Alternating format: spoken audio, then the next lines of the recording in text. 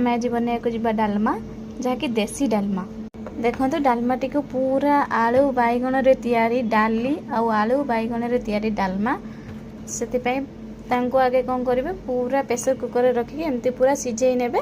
तापर ये मुझे अदा रसुण पेस्ट बनई गोटे पेन रे मु ऑलरेडी तेल दे सारी पूरा तेल गरम होगा पर्यंत छाड़ी दिंतु। देखु तेल पूरा गरम हो आसला या भीतर आप कौन करेंगे जानते ये जो सोरिष और जीरा को ना मिक्सिंग कर नहीं सोरिष और जीरा को या भीतर आपड़ एमती दे दिंतु आ पूरा छाड़ी दिंतु फुटिला पर्यंत जमी पूरा टक टक टक टक हो फुटा दरकार। देखो पूरा फुटी सारा टक टक हो फुटुची आवाज हो तापर आम या भीतर पियाज छाड़ीदेवा। देखो पियाजटा आमर एमती मेरून कलर हो दरकार पूरा रेड कलर तक करदे। अदा रसुण पेस्ट करथिबा ताकू पूरा ये सहित आपन ग्राइंडर करेंगे नहीं पूरा छेचिकी पकेबे तार अलग टेस्ट। अल्प टिके लुण देदेवे कहीं मसलाटा भल से जरिबा। मु तो एमती गरम मसला नहीं आपन को गरम मसला यूज करथिबे पकई पारिबे।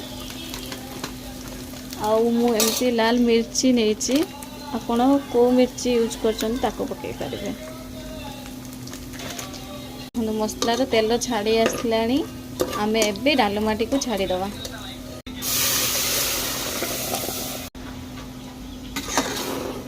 देखो डालमार कलरटा केते सुंदर आसी देखी ना पूरा डालमाटा को भल भाव गले गले मिक्सिंग करके 15 मिनट रे आपण छाड़ीदेवे।